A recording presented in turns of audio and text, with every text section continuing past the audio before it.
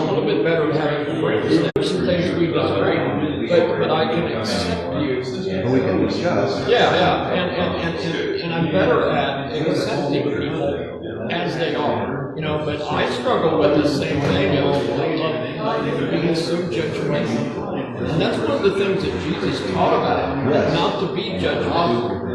Love your neighbor and turn the other cheek. And if you listen to what is being pushed out of the higher echelons, the White House, it's totally the opposite of Christ's message. In fact, I may do a contemporary video on that, because I can take quotes literally when he says, turn the other cheek, that's for stupid sissies. And then these people profess to be Christians. When Christ came back, he loves poor people, he was poor, he didn't like material things, he was talking against being rich all the time, about how hard it was to be rich, about love your neighbor and accept your neighbor. I mean, it's just everything he preached is the opposite of what they're doing. But the theology that Jesus' blood washes sins away, that's what's important to them. Yep. If they've got that, then all the rest of it, I don't have to worry about that. They go with what happened to the Catholic Church when they started the church is it's our way or the highway.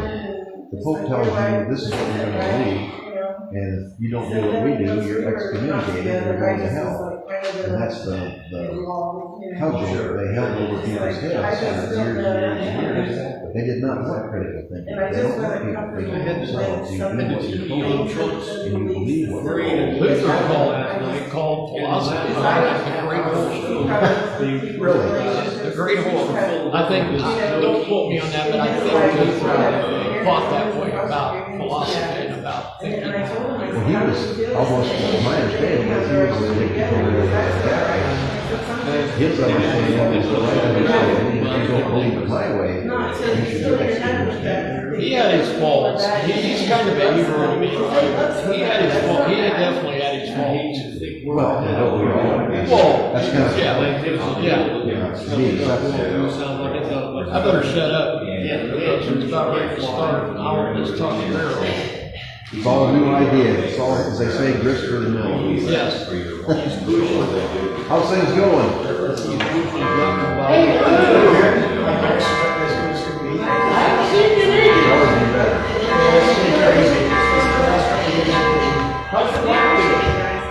She's still like crazy. I mean, if you want to show her pictures of her shoulder before she got replaced, worst things he's ever seen. Well, I'm glad to hear she's doing good. Both, I like both of you a lot. Like, she's a special lady. I really, her personality is just really.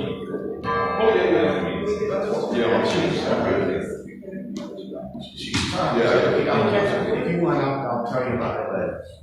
But it's terrible. Well, no, she's got problems. What did you for him? Oh, hip, knees, shoulder. Yeah.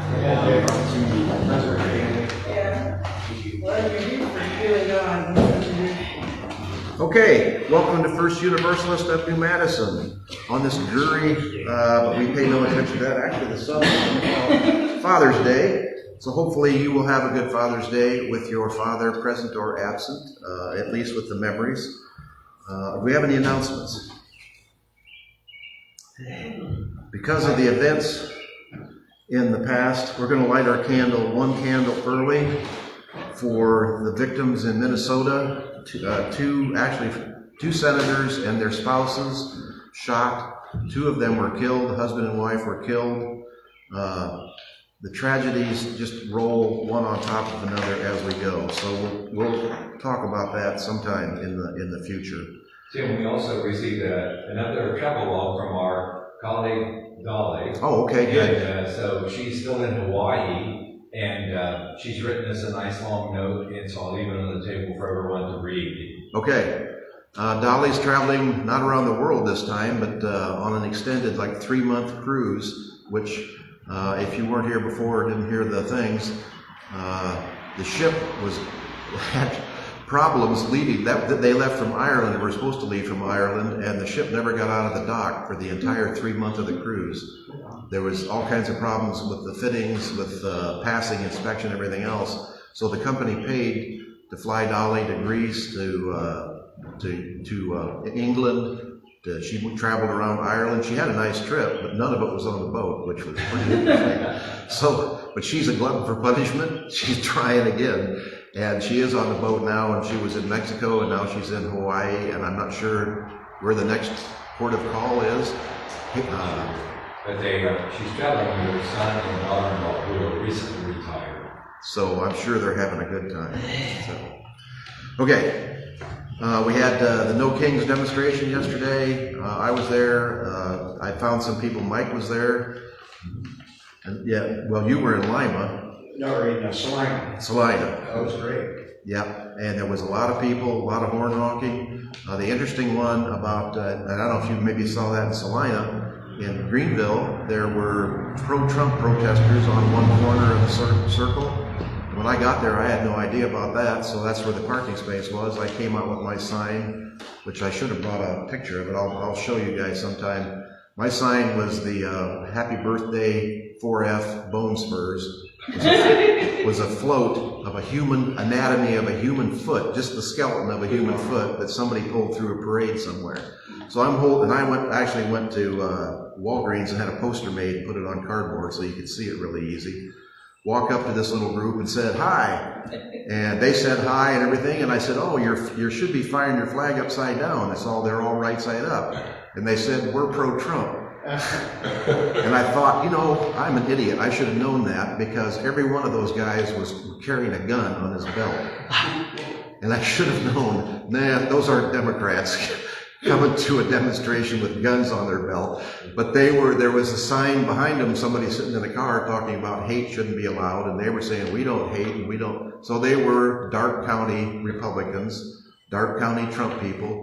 They were polite to me and I actually talked to them for a while. But I really felt kind of uncomfortable holding my sign up between all of their pro-Trump signs. So I actually went around to the other side where my compatriots were. One of the most things that struck my mind was there was a lady with a Harvard banner in Greenville, Ohio, which I thought was pretty cool. And I went over and asked her, where did you get that? And she said eBay, so I thought maybe she went to Harvard, which would be kind of unusual for Dark County. But she just identified with Harvard, as we all do, as anyone who is in opposition to what's happening in the world today. All right, we're getting kind of off the track here. We're talking about Father's Day, and we're going to hear a little bit of history on Father's Day. Actually, these were the people that were killed. Well, actually, one senator was wounded, and this is the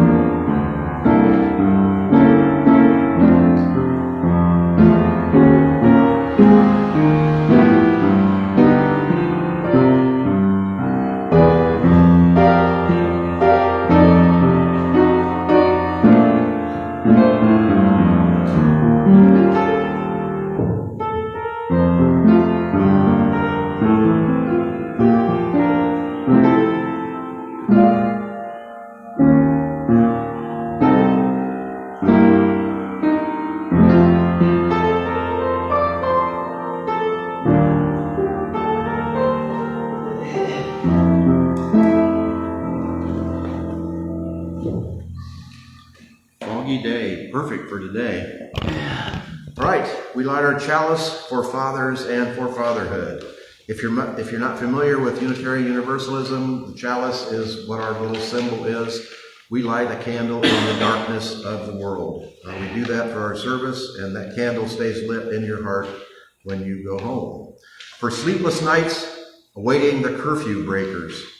For anxious hours as a driving instructor. For hours spent on the sidelines cheering and watching school plays, sometimes resting our eyes. For the pressures of breadwinning and the wait till your father gets home. For teaching moments and mentoring moments. For making up answers when you just don't know, but are expected to because you know everything.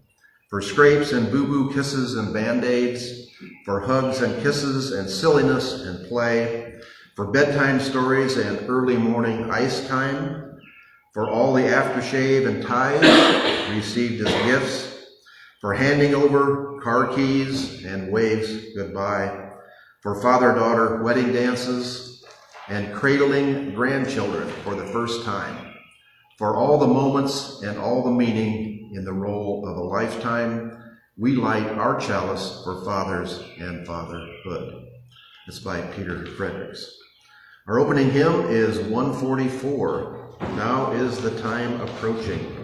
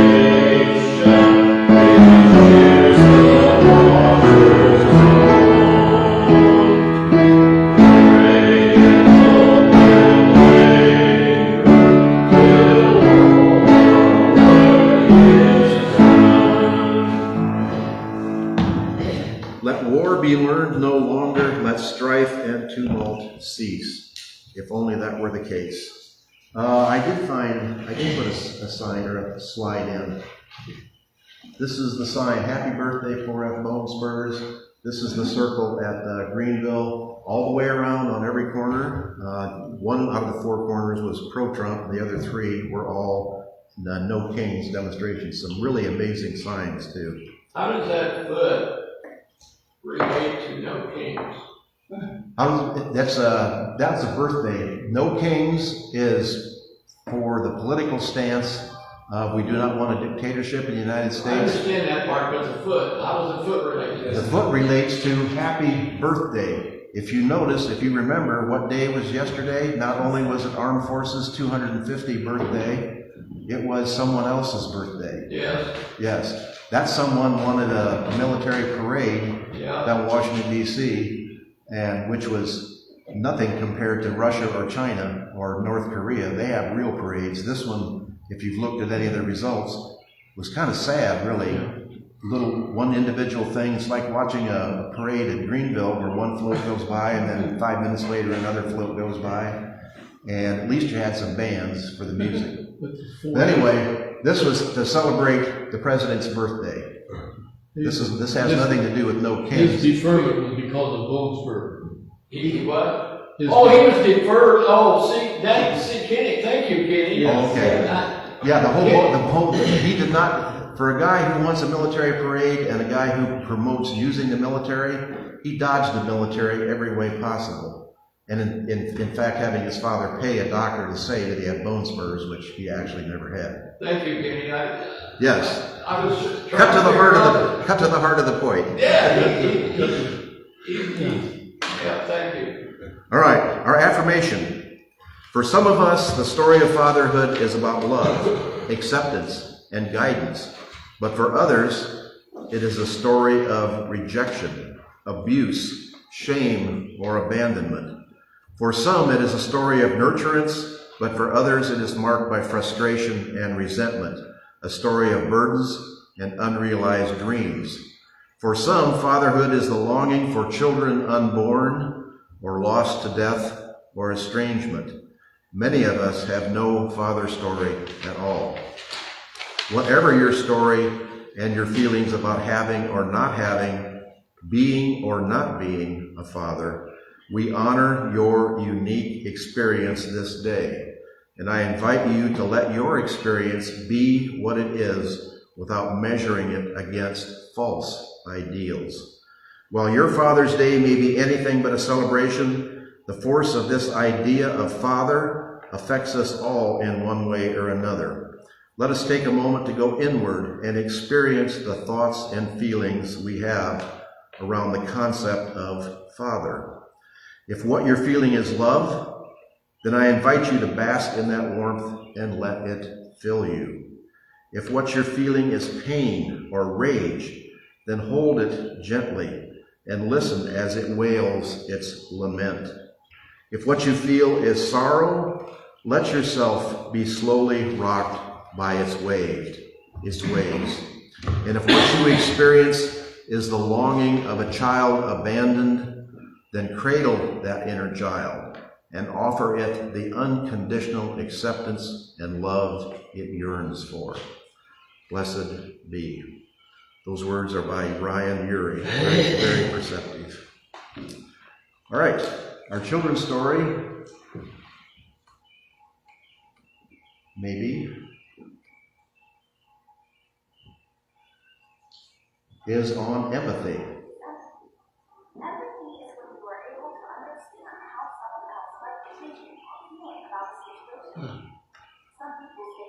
No, that's not very loud, is it?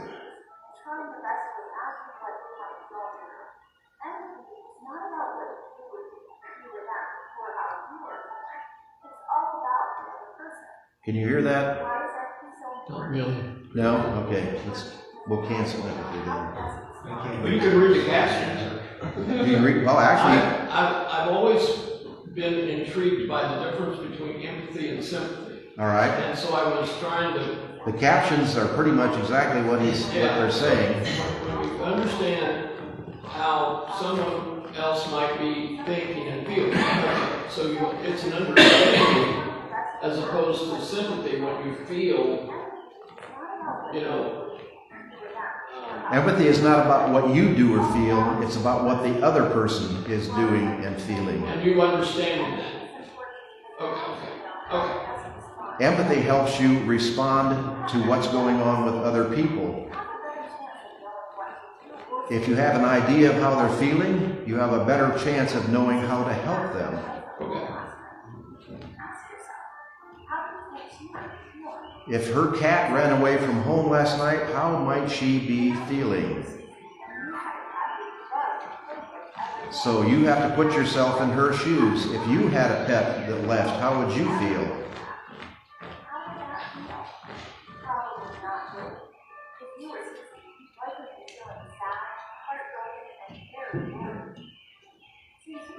time to try to understand what's happening, and now you can better respond to her and connect with her in a way that is helpful. If you understand how she's feeling, then you can understand how you can feel with her, how you can connect with her.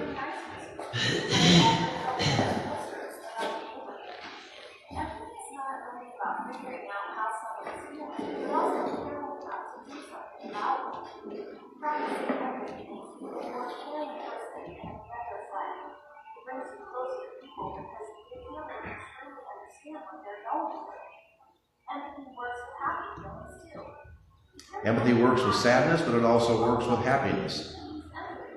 If a person is happy because they made the volleyball team, you can be happy with them even though you don't care a whit about volleyball. So how can you start practicing empathy with others? There are 4 things that you can start doing today. 1, pay attention to other people's feelings. 4 ways to be more empathetic. Pay attention to other people's feelings. Watch their faces and their body language. Listen to the words and the tone of their voice to get clues about what they are feeling or thinking. If you're unsure of how they're feeling, you can always just ask. If you're sensitive to how they feel and think, you can interact with them in a better way.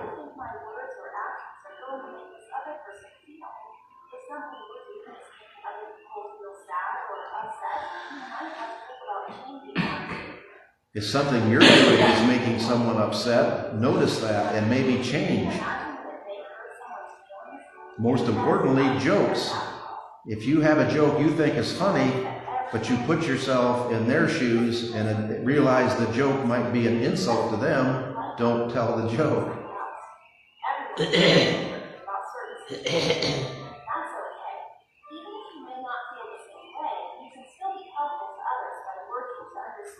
So even if you're talking to a Trump person and don't agree with them, you can still be empathetic to the sadness in their lives that drives them to do that.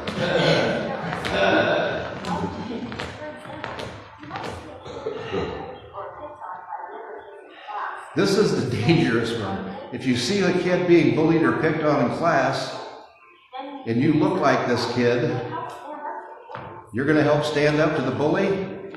Not so sure. I would say go get the teacher or the principal. Now, if you have taekwondo or you have some kind of special superpowers, then feel free. It's not something that I would advise. All right.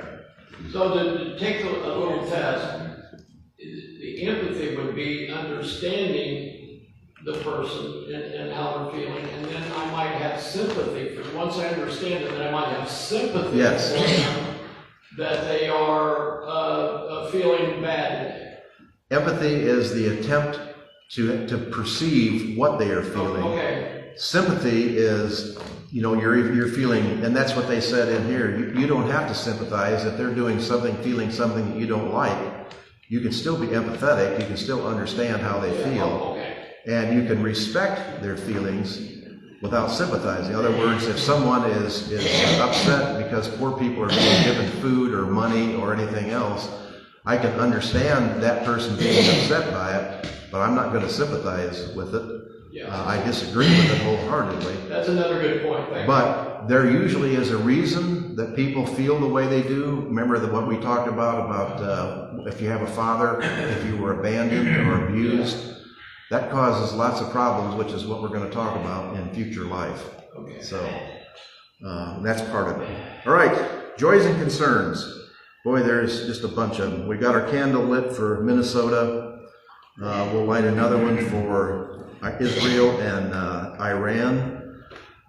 I'm sure you've watched the news. 9 nuclear. Now they basically decapitated the Iranian military and killed bunches of generals and staff leaders and things like that, which in war is kind of not a surprise. They also killed 9 nuclear scientists. These are professors from colleges and universities. And what is so unbelievably and heartbreakingly sad is they didn't do this at work or in the military base where they worked. They targeted these people, all these men, at their homes. So not only did they kill the 9 scientists and the 5 generals, they killed their wives and all their children and anybody in neighboring houses who were close to there. So over 60 people out of the 16 or so that they targeted, over 60 or 70 people were killed as what they call collateral damage. And this seems to be perfectly acceptable and no worse at all than they shut the UN out of the aid distribution in Palestine, and they set up a private, run by a military group, staffed by Americans, to distribute aid in Palestine. So then they announced this is where the aid is being distributed, and when people, women and children, showed up to collect the aid, they shot them. Over 150 women and children shot trying to collect food. No signs of anybody shooting at the troops. Just basically they used it as bait to lure them in. And then it's inconceivable, it's unbelievable that a nation of people who were born out of the oppression and Holocaust could act this way. I have no understanding for it at all. And there are numerous, particularly in the United States, Jews in the United States who are totally against this principle. It is not a Jewish thing, it is a thing of the Israeli government that is doing this. It's not a Jewish program. Okay, anything else?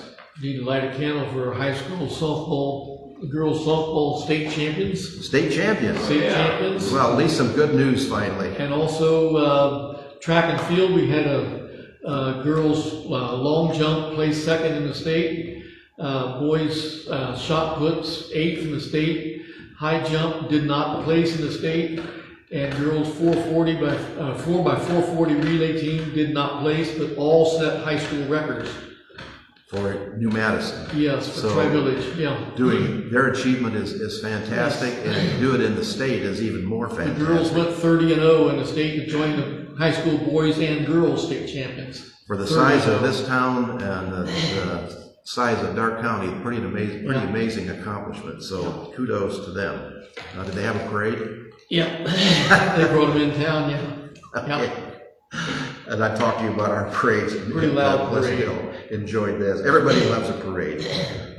Everybody truly loves a parade. Yeah. Sometimes they're better if the North Koreans do it. If you watch them goose stepping and totally exact, everything is like, they're like little robots. Everything is choreographed down to the last word. So at least we haven't got that far yet. All right. Yes. You know, it's a joy to me that I had a father. Some people don't.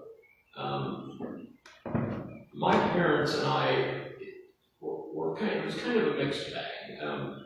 I didn't get along with them real well, but I always knew they loved me, and they took good care of my sister and I. And a lot of people go through life without a mother or without a father, and I think it's good to have both parents. My father and I when I got out of the military, I was almost 24, and my mother still treated me like a little kid. And my wife has tried to explain that to me through the years, and she's finally starting to get through to me. But my dad treated me like a man, and he and I, in the latter part of, from the time I was 24 until he passed away when I was probably in my 50s, we got along a lot better. And so it's a joy to me that I had parents, even though it was kind of a mixed bag. I quarreled with them quite often. So it was a mixed bag. But I think in the end analysis, I was better off having them. So I'm just joyful that I had my dad. I'm going to say my dad since it's Father's Day, but my mother too. And that's you've come to the final conclusion of what we're going to talk about. So we'll just do that, and then we'll fill the pieces in as we go along. Fathers, mothers, family dynamics are complicated, but you never close the door on those relationships.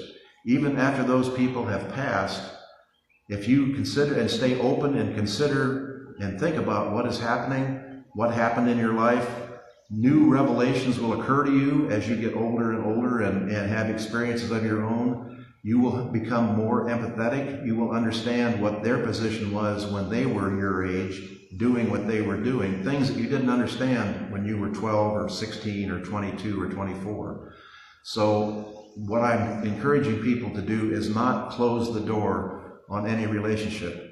If it was good, it can always be better. If it was bad, there can be a reason it was bad, and you can reach understanding and reach that sense that you understand why things were done the way they were. It doesn't make it any easier, it doesn't make it any better, but it does make it easier to tolerate. And understanding, that's the whole point of counseling, is to reach understanding, to make your life better. And coincidentally, to make the lives of those around you better. If you understand who you are, you're less liable to strike out or react in automatic fashion, which is the really terrible thing that many fathers get into. They don't think, they just react automatically. Okay. And I guess I hate to be a Debbie Downer, but Elon Musk and the Doge people, does anybody have the toll from closing down all the humanitarian aid that has gone overseas? They stopped any kind of aid prevention, any kind of aid treatment, any kind of aid medication for the disease of AIDS has all been stopped. The malaria treatments in Africa have all been stopped. All the money that went to aid, foreign aid, has all been stopped. The ballpark figure that I've heard is 300,000 people have already died because of what we have done as a nation, because of what we have stopped doing as a nation. And that is just the beginning figure. It is going to get worse and worse as more and more people, without the preventative medication that goes on, more and more people are going to get sick. It is, once again, what are we as a nation? And we found out over 10 million, my understanding is over 10 million people showed up at demonstrations all around the world. And this is not just in the United States, all around the world. And interestingly enough, the New York Times they had a reporter in Greenville. So Greenville was mentioned. If you have access to the New York Times webpage, there was a list, man, it's like they named towns all over the United States, large towns, small towns. They were in Springfield as well. They said the population of dogs and cats is still in good shape. But that was, people were just surprised to see a New York Times reporter, which is not like from New York, it was a stringer, somebody who was paid by the New York Times to call in a report. But people are standing up, finally they are standing up in the United States to what is going on. Okay, I'm not sure we can do anything about it because the noose gets tighter and tighter around our neck when the legislature and the Supreme Court are all in the pocket and basically supporting anything that is done. We'll light our final candle for those thoughts and prayers that maybe aren't acknowledged, aren't aware of, that you haven't been able to voice, and those that you know about but are unwilling to voice at this time. We are thinking and supporting and standing with you, and come to us as a community if we can help. All right, we're talking about fatherhood and this. Anybody know who that is? Take a guess? Your dad? That's my dad, yeah. So we were going to start out on the generality. We're going to focus in on my experience as a son and a father, and then go back to generalities again, which I've already given you the total sum of what we're going to talk about. Be empathetic. Don't close the door on anybody. Fathers in history, interestingly enough, have changed pretty amazingly. In the colonial times, fathers were totally responsible for the entire family, and that included the offspring. If something happened and your kids were a problem in the colonial times, it was the father's fault. The father ran the family with an iron hand. Well, father ran the family, let's put it that way. The wife stayed in the house, and the family worked as a unit, usually farming. And the family was together all the time. The father was with the family all the time. So the father was responsible. The mother just did what she was told to do by the father. There was no particular independent standing of motherhood. Interestingly enough, in the Industrial Revolution, what happened? Men were taken out of the house. Men left the house to go to work in mines, in factories, in forests. And not all men, there were still farm families, but a large number of men left the house. Who was left to run the family? Women. So women began to assume the understanding and the treatment and the nurturing of children. That's when nurturing first came about. Men were never known for being nurturers, so nurturing was never considered important for kids. When women became the head of the household, during the day at least, nurturing became a new thing and something that kids came to rely on.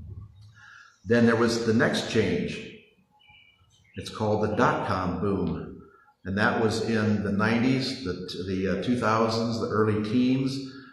The industrial economy is being translated into a service economy.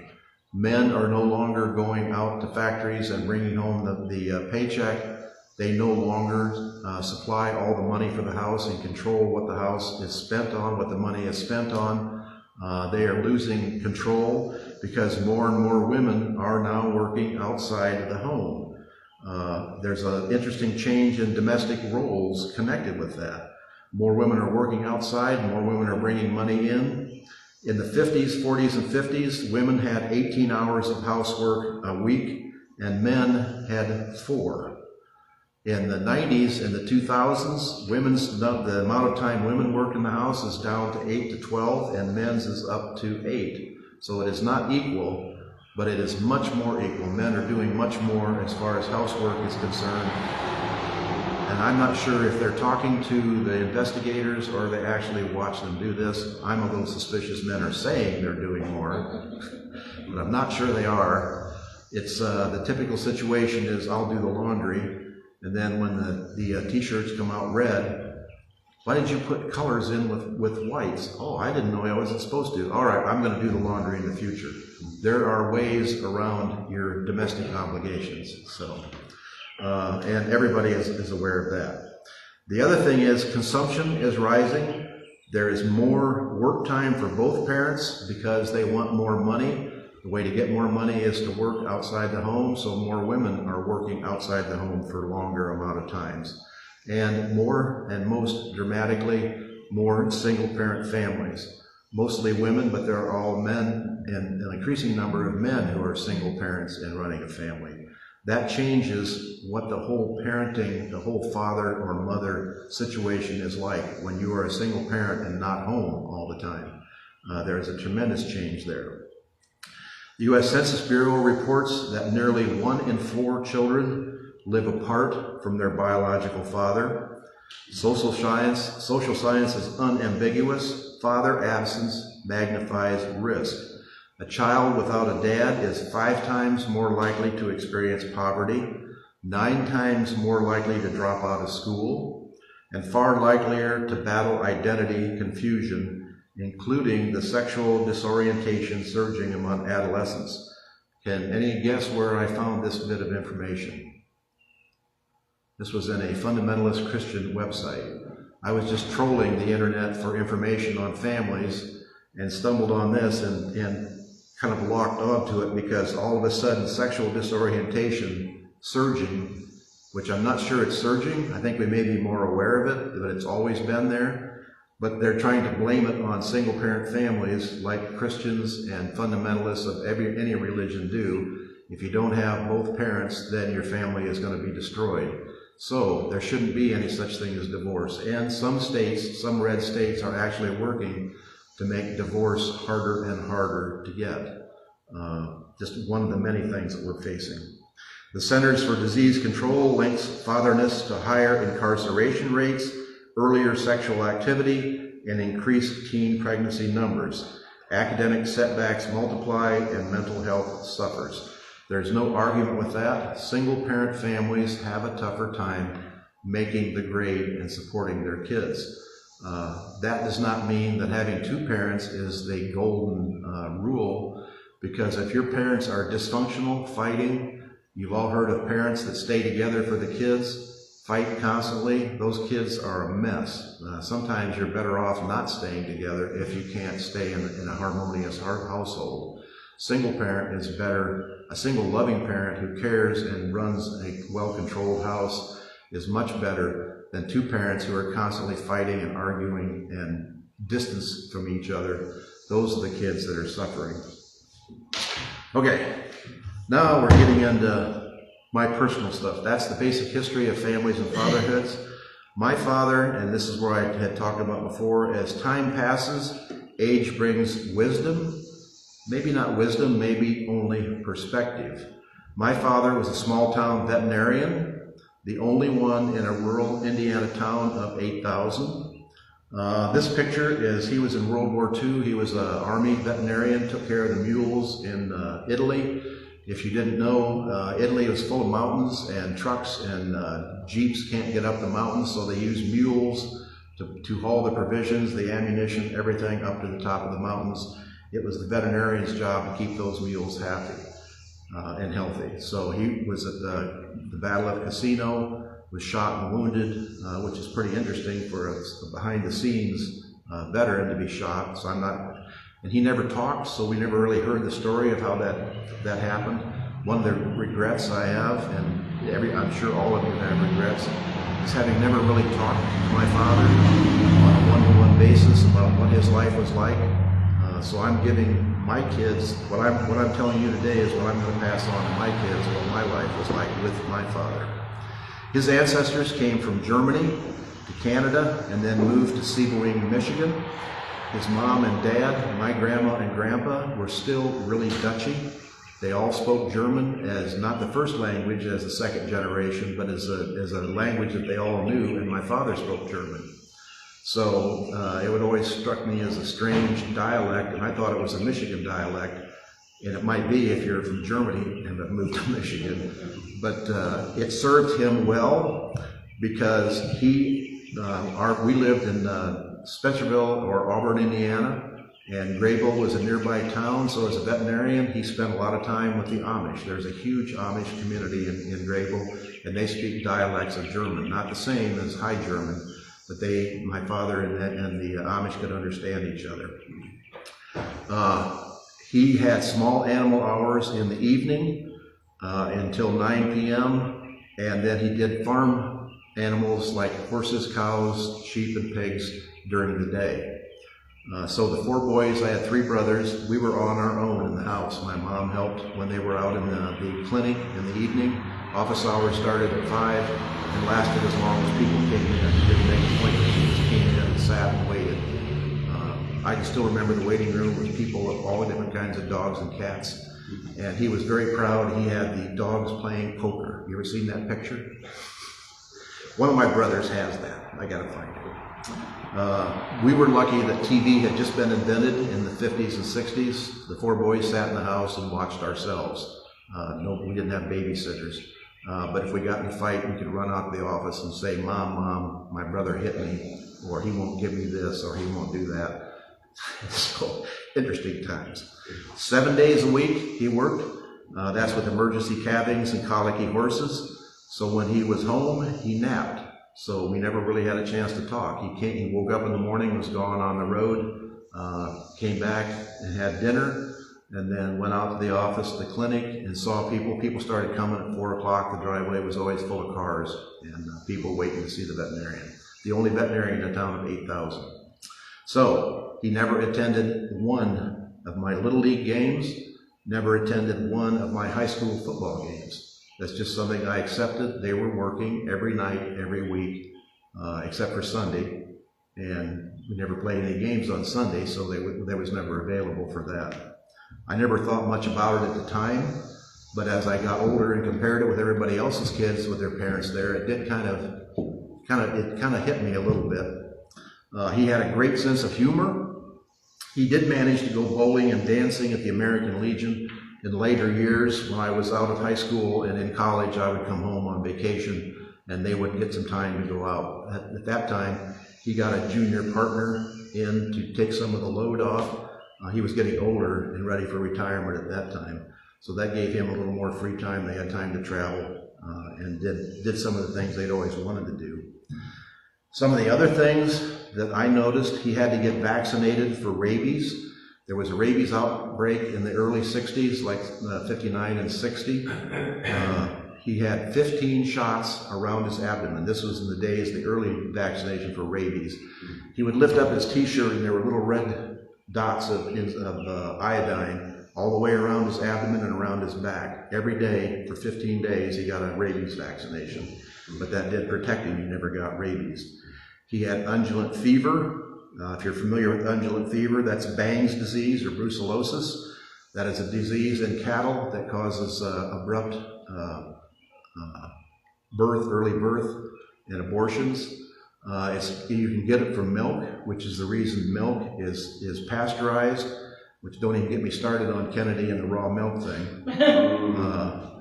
But you can also get it when you treat cattle and you use to clean cows. If you know what cleaning is, when you don't pass the placenta, the veterinarian has to go in, or I'm a dairy farmer and I used to do it myself. You put a sleeve on and you go in and you unbutton from the little cotyledons, you unbutton the placenta and pull it out and clean it off.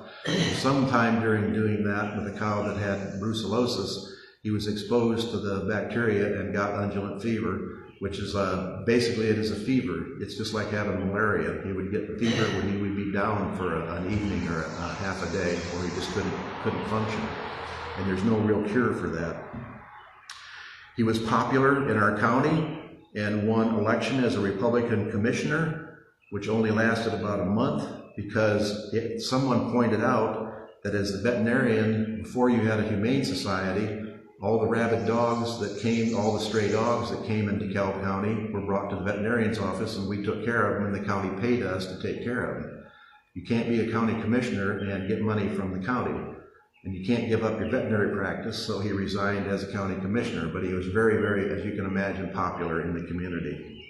A vivid memory is the outdoor cages of 10 or more strays in the driveway, on an asphalt driveway. The sheriff, the deputies, the city police would bring strays, put them in the cage. When we got 10 or 15 all together, we would throw plastic over the top, back up our 59 DeSoto, put a plastic pipe from the tailpipe to the car into the cage, and gas those dogs to death. Then we either had to bury them in the orchard behind the house, or we took them as a truckload to the tankage. If you're familiar with what a tankage is, it used to be, and they still have them. If you have a cow or a horse that's down and you can't do anything with, or if it's even dead, the tankage will pick them up, take them, and process them, and they're turned into chicken protein, chicken meal, or dog food, or any use that animal flesh protein can be turned into. So we would throw them in the back of the pickup, drive out to the tankage, and unload them all at the tankage site. Not a real happy memory as a kid.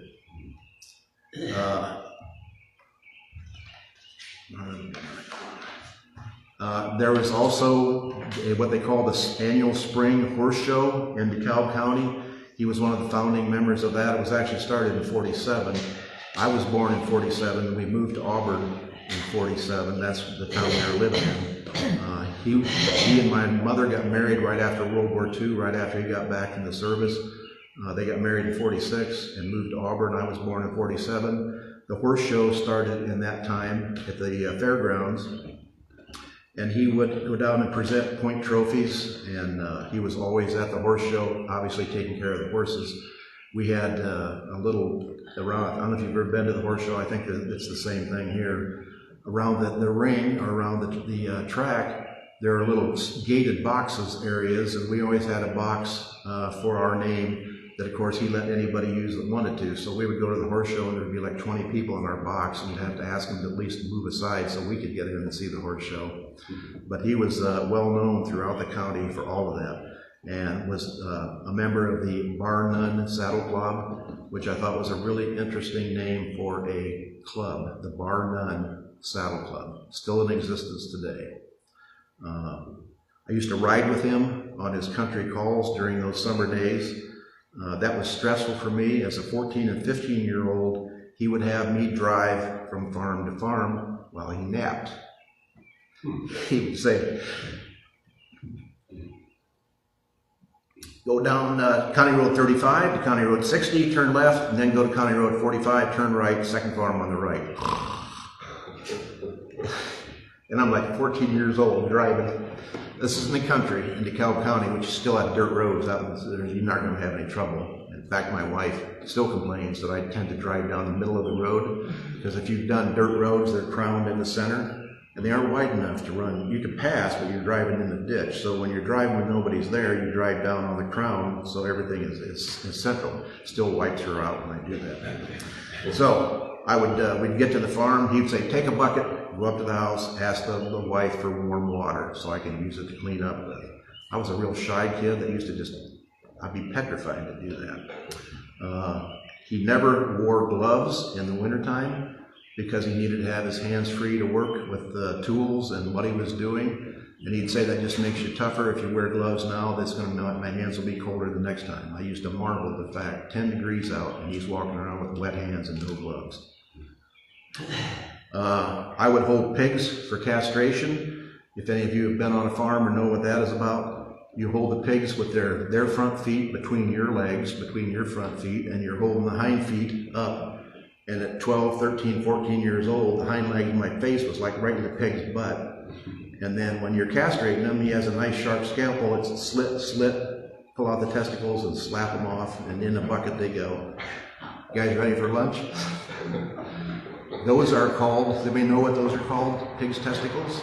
Rocky Mountain oysters. Rocky Mountain oysters. I never developed a taste. We would take them home occasionally and put them on the barbecue and have Rocky Mountain oysters. Not really one of my favorite things. It's my dad's favorite thing. Is it? He made that all the time and he didn't tell us for a while. Yeah. Once he did, we already ate them. And they do not taste like chicken. All right. So this is where we get to the end. Whatever your relationship with your father, I urge you not to file it as resolved, done, complete. Time and critical thinking may reveal surprising understandings. A better understanding of good or troubled relationships is always a plus. You never know, it might even help the children in your life right now avoid pain or savor enjoyment. Not just your kids, not just your grandkids, neighbor kids you're around, kids you see at church, kids you can see at the grocery store. Everybody's been in the grocery store where some kid is acting up and mom is yelling or dragging them. There are things that you can do in a gentle way that sometimes will help. Sometimes you'll get in trouble for trying to help, but it's never bad to try. All right, comments, questions? You know, an addendum to what I said before, I think reflecting on my father and I made me a better father because I tried really hard to avoid some of the things that he did that caused us not to get along well. If you talk to my kids, they'd probably tell you that there's stuff I did that they think I should have done. So I didn't avoid all of it.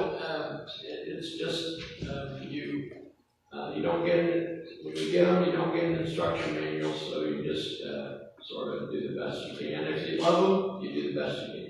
And that's as long as they understand that you love them, and you try to talk with them occasionally, so they understand that. You don't have to apologize for your behavior. You just have to say, "I'm doing the best I can."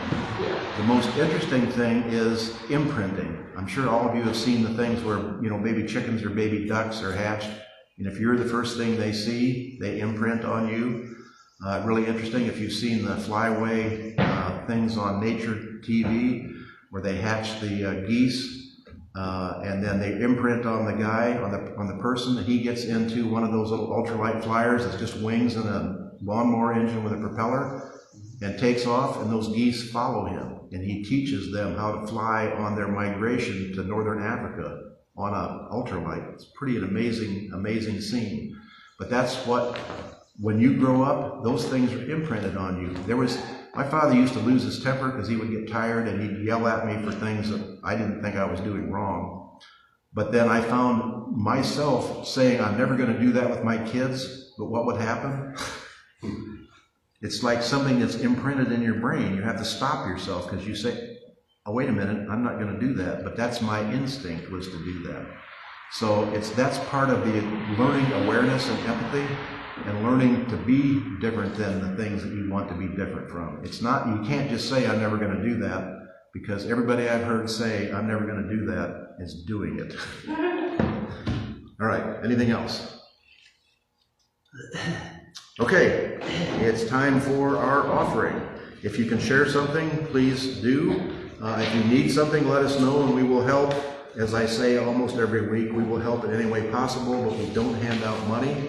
We will guide you toward fish if you need food, toward CAC if you need transportation, or if you need housing. And we're going to hear Faith of Our Fathers.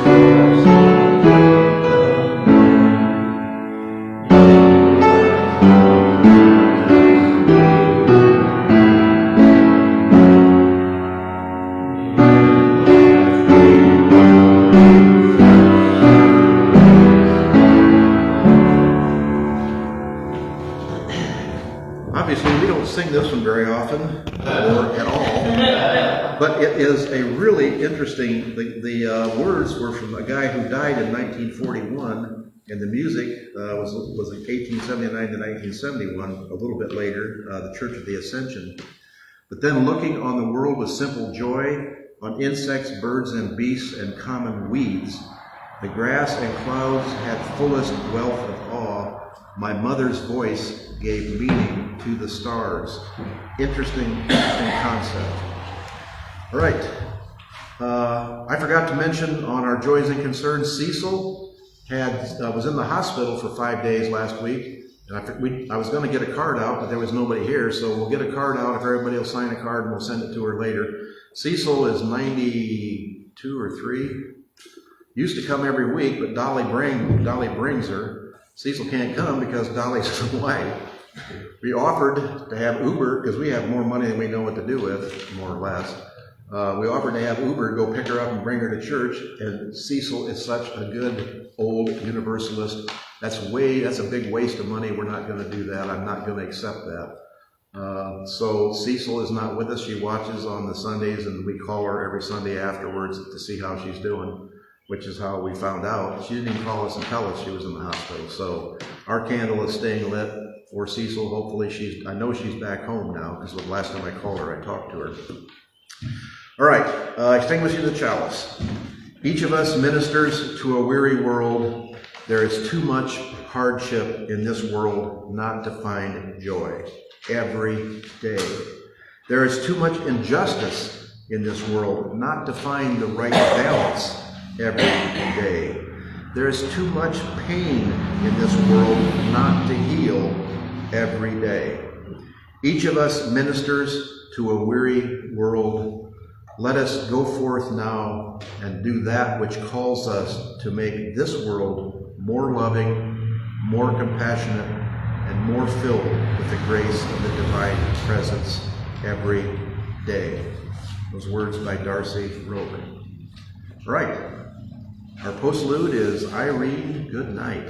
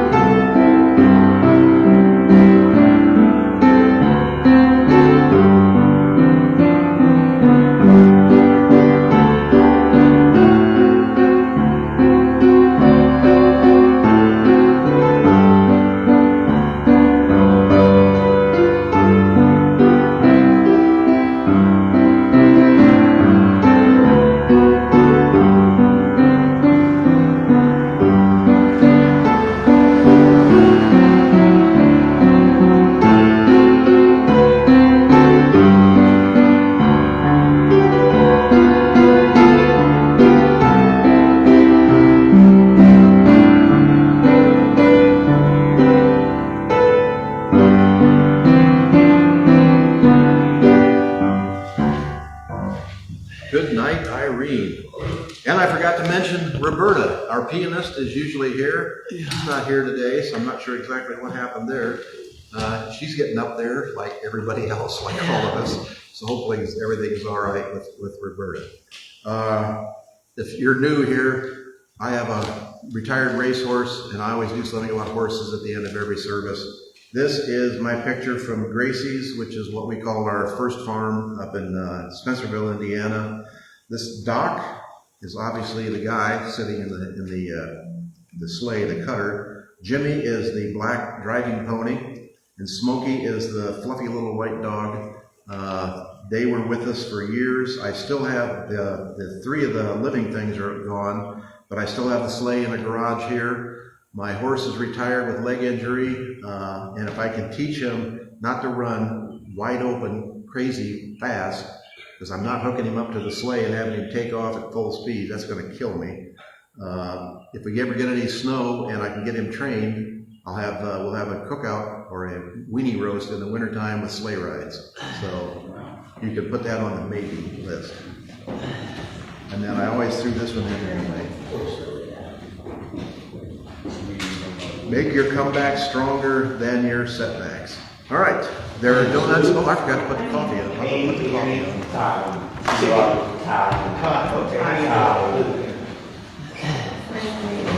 It's Tyrann, like Tyrannosaurus.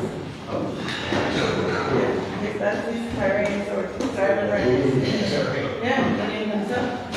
He has the luxury to do that. I don't know, maybe.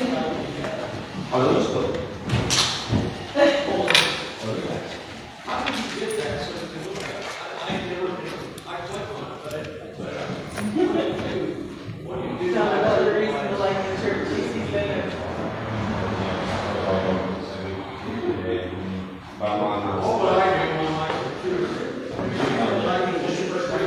Yeah.